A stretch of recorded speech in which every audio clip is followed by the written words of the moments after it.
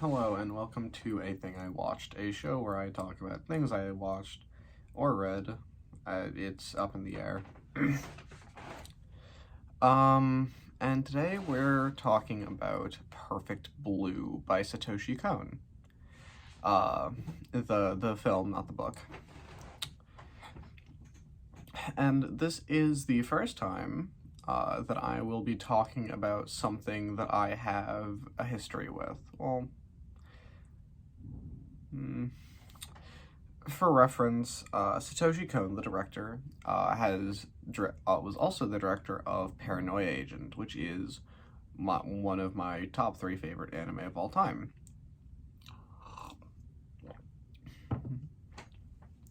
So, I am at least semi-familiar with his work, and Perfect Blue is very much in the same vein as Paranoia Agent. Satoshi Kon has a very strong style. A lot of his projects are, to some extent, psychological thrillers that play with elements of reality and perception, where the plot of the plot of Perfect Blue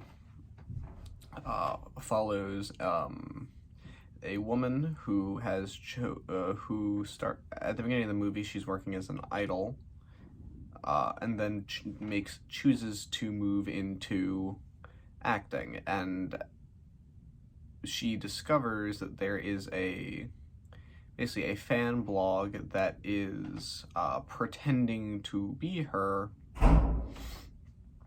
and is posting as if she was unhappy being an actress, and stylistically this kind of precedes the film going into this kind of almost dreamlike state where she vacillates between believing things are dreams and believing things are real, and she can't really understand what's going on around her. At one point, she believes herself to have murdered someone, after having no memory of the incident. And it's a very I very much enjoyed the film. If you like psychological thrillers, if you like horror, and that kind of mind-bending plot, it very much will be a film for you. I watched it subbed. I can't speak on the quality of the dub, but the sub was very well put together.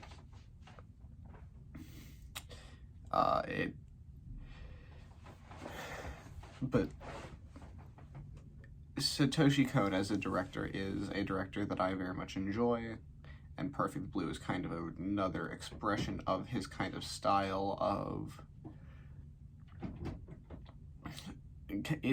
kind of playing with what the audience and what the characters perceives, because at a lot of points in Perfect Blue you will experience things as the main character experiences them, and because she's kind of disconnected from reality a little bit because of this blog, because of things happening around her,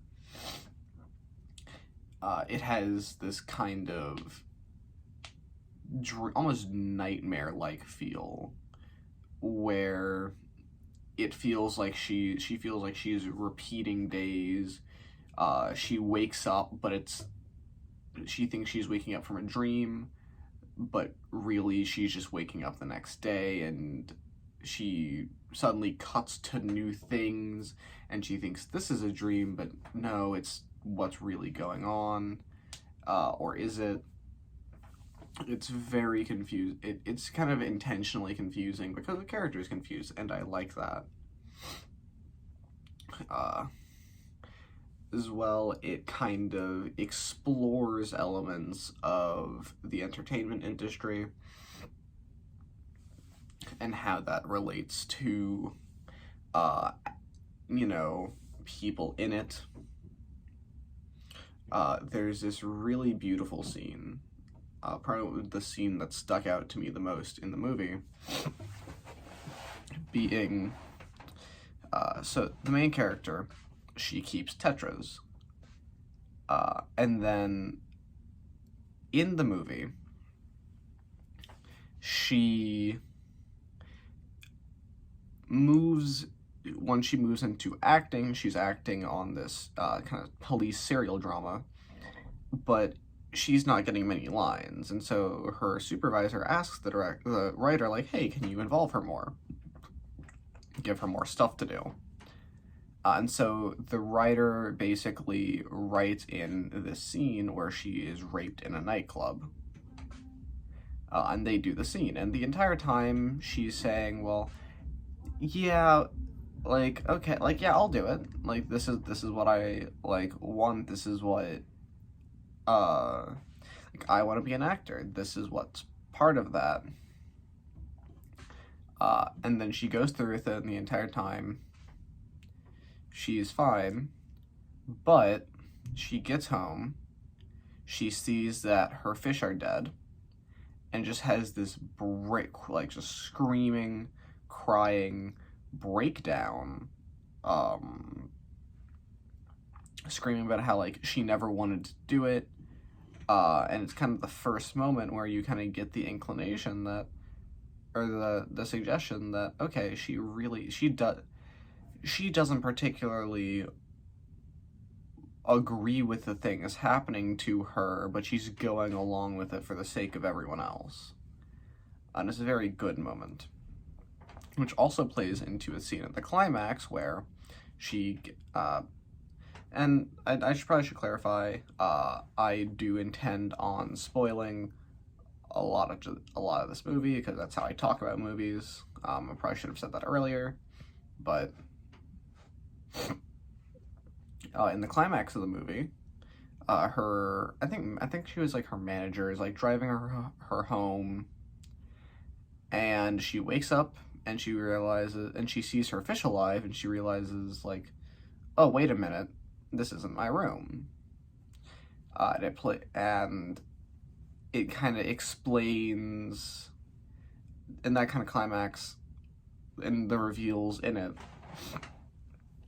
kind of explain what's going on with her hallucinations that she's been having of this version of herself who is, or there's a version of her that appears throughout the movie that is dressed in her old idol clothes, seems to be interacting with people, but that scene kind of explains it.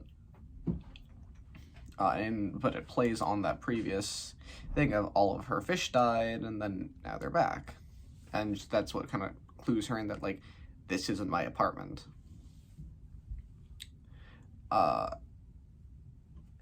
And there's another, like the rape scene, there's another kind of piece of, like, sexual exploitation of the main character, where she's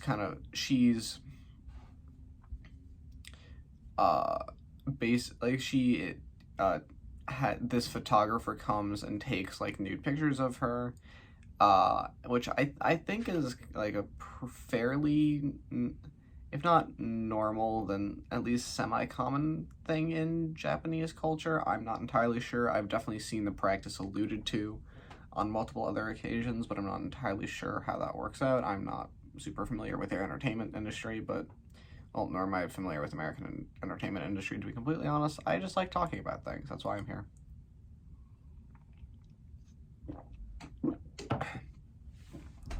And so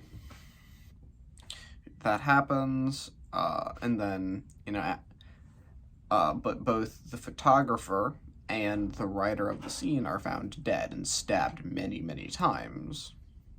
And it kind of, and because the main character seems to have memories of having stabbed the photographer, that's what kind of sends her into that weird spiral of like, what's happening to me? Why can I not remember all these things? What's going on?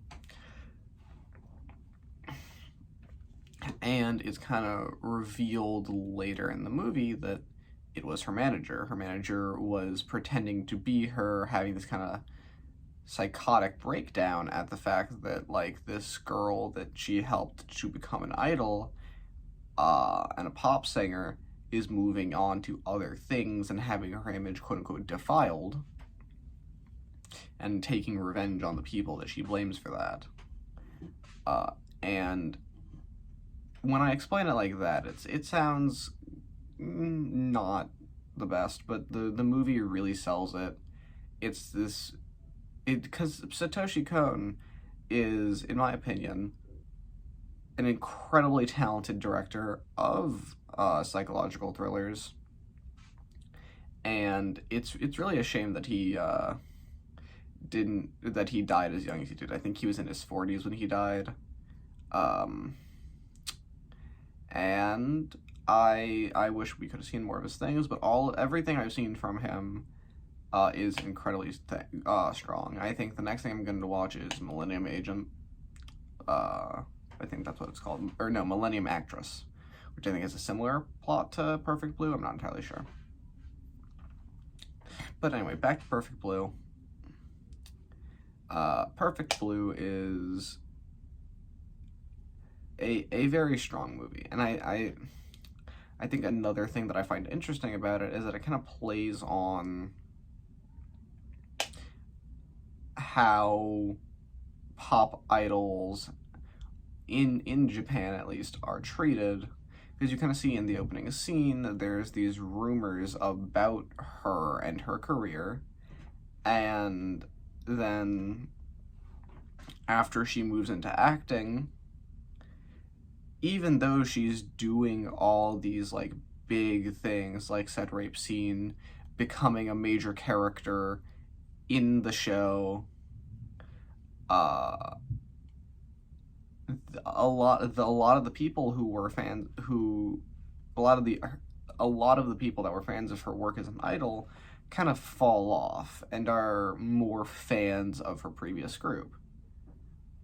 And then that previous group then goes on to, like, do fantastically well, and it triggers this kind of another sort of breakdown in her where it kind of calls into question her how the public perceives her as an idol, and how it kind of plays into her doubt as to whether or not she should be an actress or whether she made the wrong call. But now that she's done this, she can't go back to music because, well, her image would be tarnished, because Japanese idols are expected to have a very clean, a very pure image. And this can be seen very commonly. A lot of them are not allowed to have, boyfriends or like relationships because of that kind of desire by the public to have them be untouched, for lack of a better word. And because she's been in this show, because she did that scene, because she did those photos, she can never go back to being an idol. So she's thrown herself into acting as a career. She can't go back to being an idol. But then right at that moment, her previous group gets a top 100 song, and it really kind of screws with her perception of herself as, an entertainer. And I think that's also a very strong scene that really sticks out with you. And she's kind of hallucinating herself, or if not hallucinating, kind of envisioning herself in that moment, about how she should be there with them celebrating and remembering how they started, how they didn't think they would get anywhere, and now that they finally have, it's without her.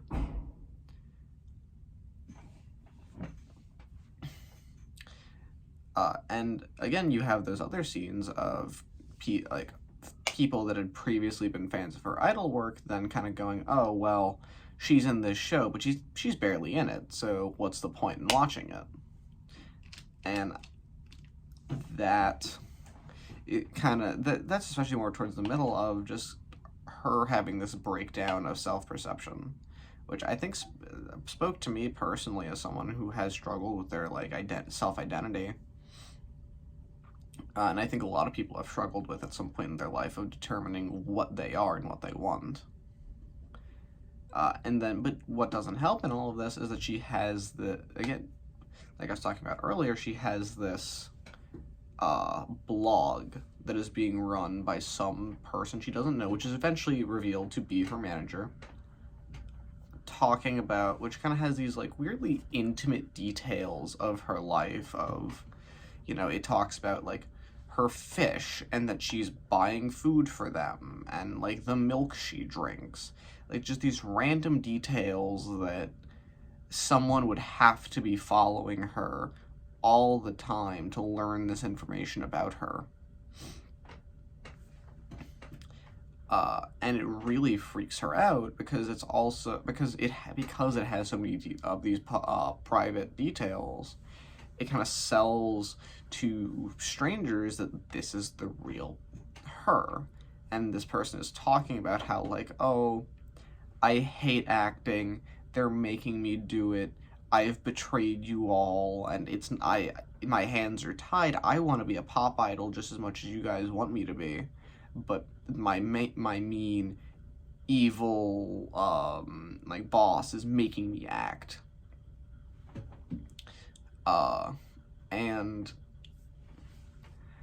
it kind of, and she's freaking out about it this entire time because she doesn't have a blog, she doesn't have any way to communicate that this isn't her, but that she has to deal with it, and she has to deal with it impacting her, the public perception of her, but also she's getting this almost direct feedback from a fan of hers, or someone that used to be a fan of her, directly stating that like her move to acting was a mistake, and she has to grapple with that.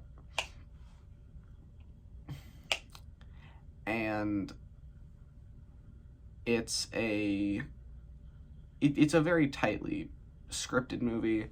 All of that kind of like plays into everything that happens around her, plays into that kind of self-doubt or into that kind of very strange dreamlike feeling.